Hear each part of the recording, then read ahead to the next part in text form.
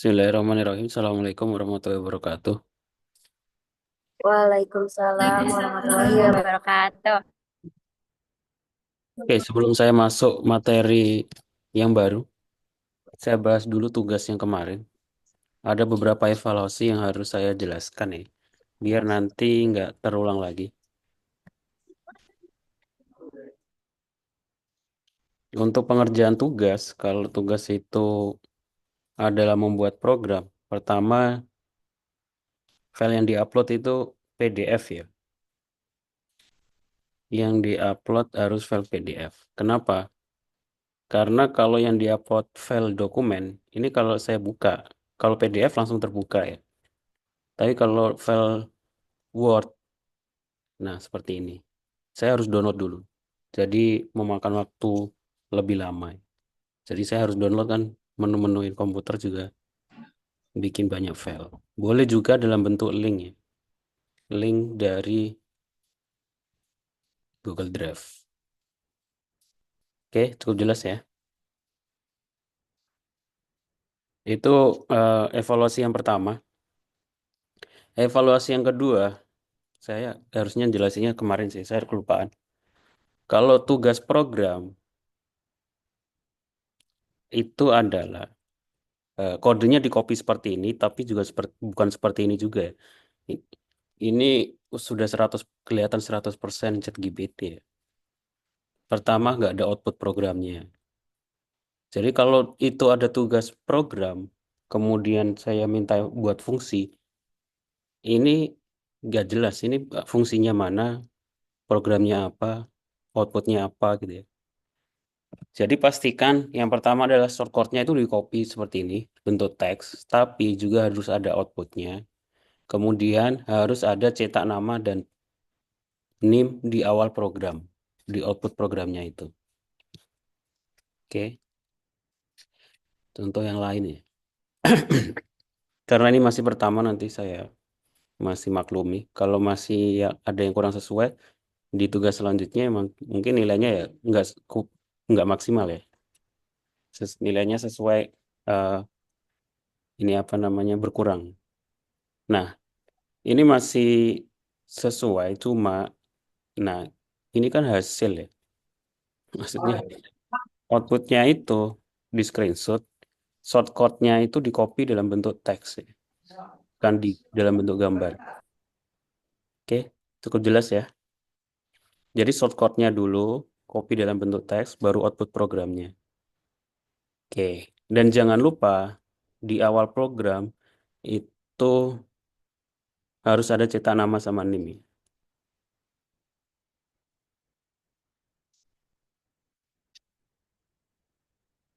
Oke, saya kalau ngajar, kalau ngasih tugas, aturannya memang seperti itu. Tujuannya apa? Tujuannya supaya memaksa kalian belajar. Ya, bisa dipahami? Bisa, Pak. Oke, kalau bisa dipahami, kita lanjut ke materi selanjutnya. Hari ini kita bahas tentang proposisi dalam konsep logika informatika. Nanti ada tugas ya hari ini. Tugas hari ini saya kasih waktunya sampai sore ya, supaya kalian bisa diskusi sama temennya sekaligus yang puasa sambil nunggu maghrib bisa diskusi atau ngabuburit ngerjain tugasnya ya. Tugasnya kalau hari ini bukan program ya, cuma tabel kebenaran. Saya bahas dulu tentang proposisi dalam konsep logika informatika. Di materi sebelumnya, saya sudah jelaskan bahwa logika itu apa? Logika itu hubungan antara kalimat pernyataan, statement, dan kesimpulan ya. Ada dua pernyataan, statement, dan satu kesimpulan. Logika silogisme yang dikembangkan oleh Aristoteles ya, Bapak Logika. Jadi,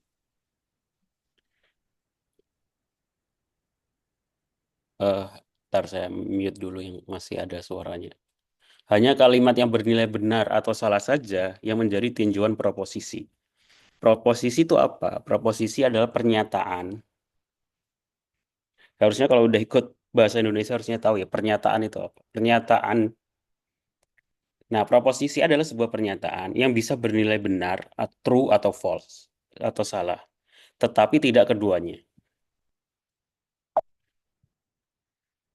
Jadi dalam logika proporsional adalah cabang dari logika matematika atau informatika yang mempelajari pernyataan-pernyataan atau proposisi yang bisa bernilai benar dan salah, true atau false.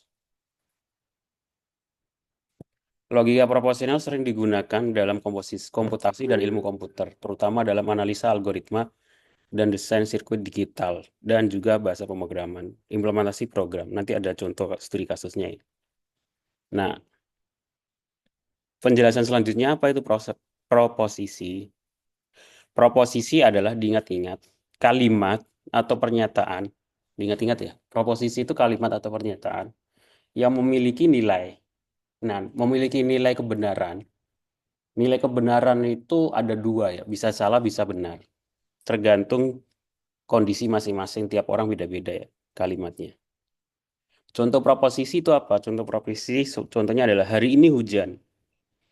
Ini adalah proposisi bisa benar atau salah. Kemudian 2 tambah 2 sama dengan 4. Ini adalah proposisi yang bernilai benar. Jadi proposisi itu bisa bernilai benar, bisa bernilai salah, atau bisa kedua-keduanya. Ini contoh pertama itu contoh yang bernilai bisa benar, bisa salah ya. Hari ini hujan.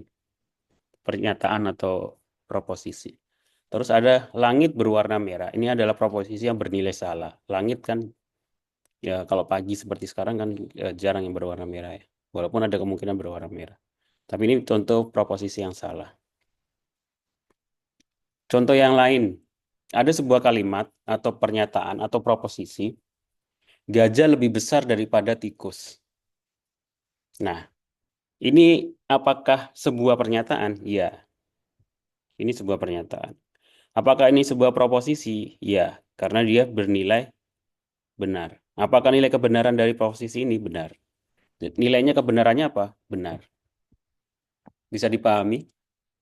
Sebelum lanjut ke materi selanjutnya ini akan agak kalau belum pernah belajar konsep logika tabel kebenaran agak ini ya, mungkin agak lama untuk memahaminya. Sampai sini ada pertanyaan? Belum ada?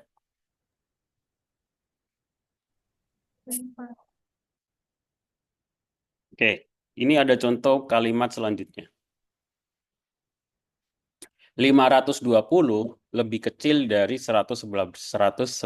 520 itu lebih kecil dari 111 nggak? Nah, apakah ini sebuah pernyataan? Ini sebuah pernyataan? Iya. Apakah ini sebuah proposisi? Iya, karena bernilai kebenaran atau bernilai nilai kebenaran. Nah, nilai kebenarannya apa? Apakah nilai kebenaran dari proposisi ini? Nilai kebenarannya adalah salah. Jadi sebuah pernyataan itu kan punya nilai kebenaran ya, salah atau benar. Nah, kebetulan yang pertama tadi gajah lebih besar daripada tikus itu nilainya benar. Nah, 520 lebih kecil dari 111 itu nilai kebenarannya salah. Kenapa? Ya karena 520 itu lebih besar dari 111. Oke, bisa dipahami ya sampai sini.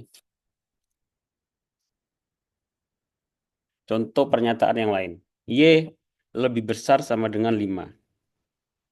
Nah, apakah ini sebuah pernyataan? Ya. Apakah ini sebuah prosesi? Tidak. Kenapa? Ini bukan sebuah proposisi ya. Karena tidak mempunyai nilai. Kenapa tidak mempunyai nilai? Ya karena nilai Y-nya itu belum ditentukan. Nilai kebenaran dari pernyataan tersebut bergantung pada Y. Y sama lebih besar 5. Kan nilai Y-nya belum diketahui ya.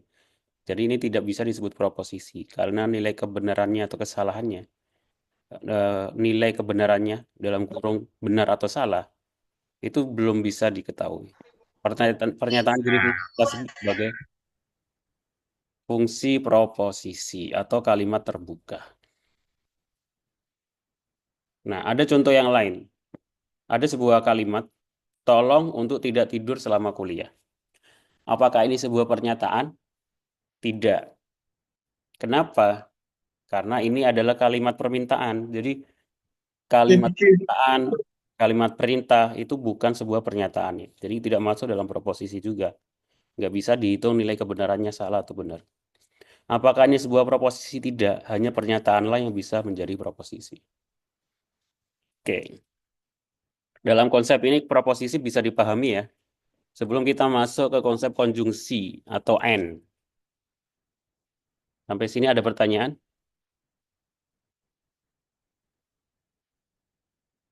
Belum ada ya? Oke.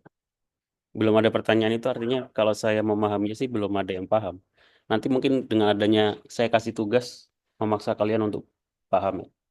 Nah, proposisi dapat dinyatakan dalam empat bentuk. Proposisi atomik, majemuk, implikasi, biimplikasi. Kita bahas yang pertama dulu. Proposisi atomik itu maksudnya, proposisi atomik itu proposisi tunggal. Itu satu pertanyaan gitu ya. Contoh-contoh yang tadi yang sebelumnya itu proposisi atomik atau proposisi tunggal. Informatika UI dibentuk tahun 2019. Ya. 2N selalu genap untuk N0112. I am Javanese, orang Jawa belum tentu bisa bahasa Jawa. Ini proposisi tunggal. Nah, dalam proposisi majemuk, mana proposisi majemuknya ya? Lah, kelewat. Oke, itu kan proposisi tunggal ya. Kalau proposisi majemuk itu apa? Kalau proposisi majemuk itu kumpulan dua pernyataan. Bisa dua, bisa tiga ya. Biasanya disimbolkan dengan P dan Q. Nah, di dalam proposisi majemuk itu ada beberapa operasi. Ada beberapa operasi itu proses. Iya, sama seperti iya, proses ya. Ada konjungsi, disjungsi, negasi, implikasi, biimplikasi. Nah, di hari ini kita bahas konjungsi dulu. Kita bahas yang pertama ini ya, konjungsi. Termasuk nanti tugasnya konjungsi. Simbolnya adalah dengan menggunakan simbol V kebalik. Dibacanya N. Nama operasinya N atau dan. Nah, definisinya hasilnya benar jika kedua proposisi yaitu pernyataan P dan pernyataan Q keduanya benar.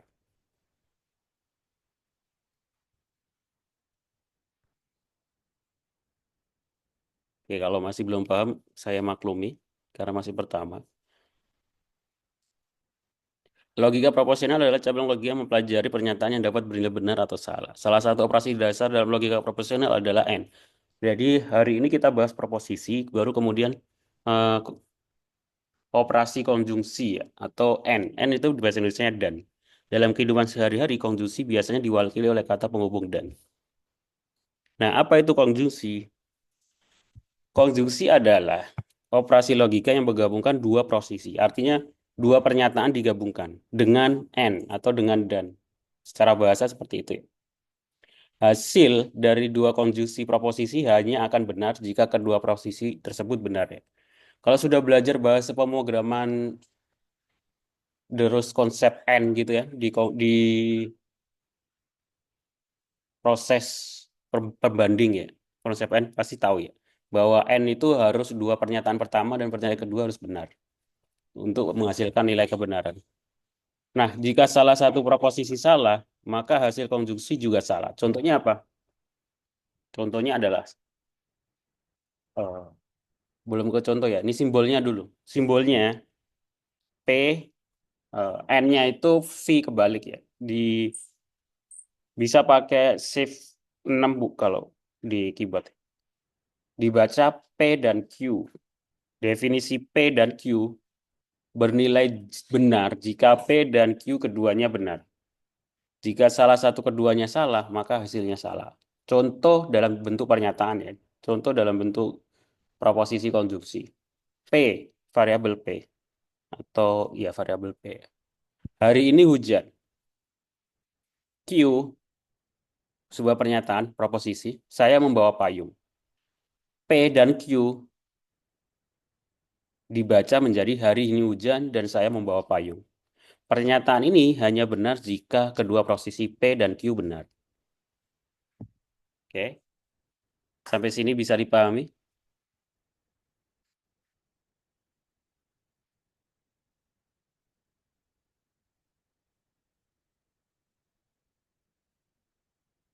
Bisa dipahami? Nah, kalau digambarkan dalam bentuk tabel kebenaran, nah, tabel kebenaran konjungsi N. Tabel kebenaran digunakan untuk menunjukkan semua kemungkinan hasil dari operasi logika yang diberikan berdasarkan nilai kebenaran. Semuanya tadi ya, pernyataan P dan Q. Terus nilai pernyataan P-nya true. Di sini eh, di beberapa materi yang lain ada yang pakai bahasa Indonesia ya, salah dan benar, S dan B. Tapi kalau pakai yang paling common dipakai itu ya bahasa Inggris ya, true dan false, T dan F. Kalau nilai pernyataan P adalah true dan nilai pernyataan Q adalah T, true, sama-sama true ya. Maka P and Q, P dan Q ya dibacanya. Hasilnya true. Sisanya hasilnya false. Oke. Oke, bisa dipahami?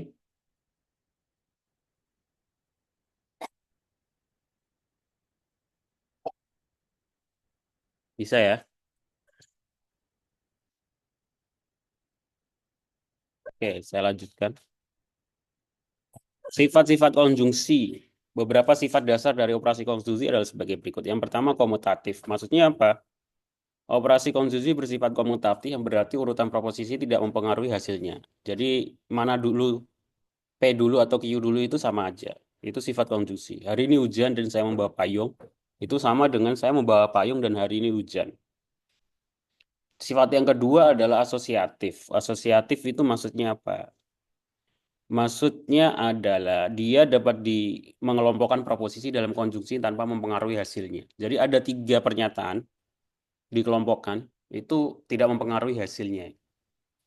P dan Q dikurung dan R itu sama dengan P dan Q dan R dikurung. Kalau dalam bentuk kalimat pernyataan, hari ini hujan dan saya membawa payung dan langit mendung ya. Langit mendung itu R.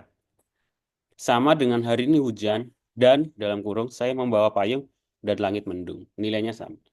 Itu konsep asosiatif. Sifat konjungsi yang keempat atau yang ke C, idempotent. Maksudnya apa? Artinya, jika kita menggabungkan satu prosesi dengan dirinya sendiri, menggunakan konjungsi, hasilnya tetap sama. Hari ini hujan dan hari ini hujan sama dengan hari ini hujan. P dan P sama dengan P. Jadi P itu jangan terlalu bingung nanti P itu apa, Q itu apa, R itu apa. Kalau kalian belajar bahasa pemrograman kan mengenal namanya variabel ya. Jadi P dan Q dan R itu hanya variabel aja untuk menyimpan kalimat tersebut sebagai simbol. Eh, Bahasa yang sering digunakan sebagai notasi. Dominasi yang terakhir. Konjungsi dengan nilai salah akan selalu menghasilkan nilai salah. Hari ini hujan dan saya tidak membawa payung. Ya kan tadi kalau dan salah satunya salah, pasti hasilnya selalu salah. Nah, ini contoh implementasi konjungsi dalam kehidupan sehari-hari ya. Dalam konsep pemrogram sistem keamanan, misalnya kita ingin mendefinisikan aturan untuk membuka pintu otomatis hanya jika dua kondisi dipenuhi.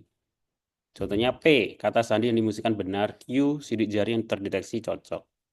Maka P dan Q, kata sandi benar dan sidik jari cocok adalah kondisi yang harus dipenuhi ketika pengen membuka pintu otomatis. Oke. Contoh penggunaan dalam pemrograman. Dalam pemrograman komputer, konjungsi sering digunakan dalam pernyataan if ya. Jadi sebenarnya if dan percabangan itu kita sering menggunakan logika N. Misalnya, jika suhu lebih dari 30 derajat dan kelembapan lebih dari 80, maka tampilkan peringatan. Secara logaritma profesional, P dan Q, P adalah suhu lebih dari 30, Q kelembapan lebih dari 80. Oke, ringkasan materi. Nah, supaya lebih paham, diperhatikan ya. Ini terakhir pengumpulannya hari ini supaya apa? Tujuannya saya pengen tahu setelah mendapatkan materi ini eh, seberapa jauh pemahaman kalian ya. Taunya dari mana? Dari pengerjaan hasil tugas ini sih. Jadi ini tugasnya bukan buat program ya. Nanti minggu depan boleh. Bagaimana mengimplementasikan konjungsi N di program ya. Ini saya minta ditulis tangan aja di kertas, terus kertasnya difoto, fotonya dikonvert ke PDF, baru PDF-nya diupload ke kampus ya. Saya minta terakhir hari ini. Nggak susah. Tentukan nilai kebenaran dari posisi berikut. Tadi sudah ada contoh ya. P hari ini hujan, Q saya membawa payung. P dan Q hari ini hujan dan saya membawa payung. Nilai kebenarannya apa? Ya, silakan dijelaskan. Maksudnya tadi saya sudah jelaskan ya, apa namanya? Sebuah pernyataan harus punya nilai kebenaran. Jadi tergantung masing-masing. Hari ini hujan ini nilai kebenarannya apa? Benar atau salah? Terus saya membawa payung nilai kebenarannya apa? Benar atau salah? Jadi tiap orang beda-beda ya. Bisa benar, bisa salah. Nah, nanti hasil kebenarannya dengan konjungsi N itu apa? Nilai kebenarannya. Soal satu. Soal dua ditulis di kertas ya. Tapi nanti diupload di kampus. Kalau nggak mau, nggak. Kenapa saya minta ditulis di kertas? Supaya, kenapa? Karena proses belajar itu ada beberapa cara ya.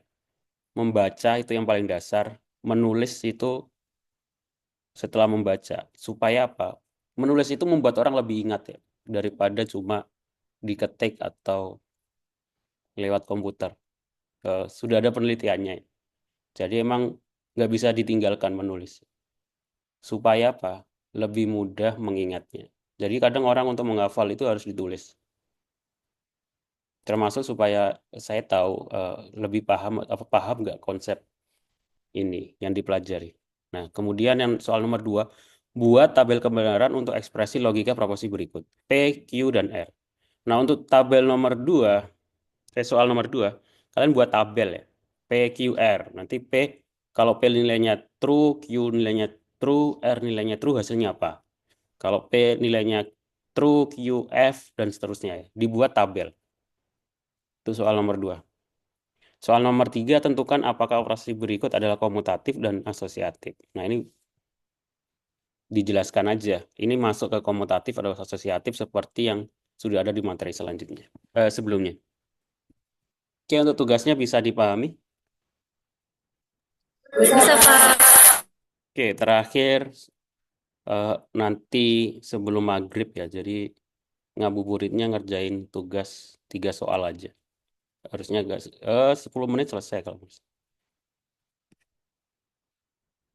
Ditulis di kertas ya, terus diupload di e-kampus.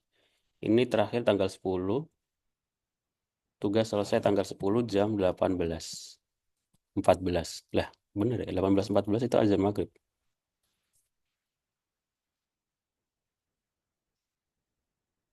Oke, silakan kalau udah selesai dikerjakan. Ada pertanyaan?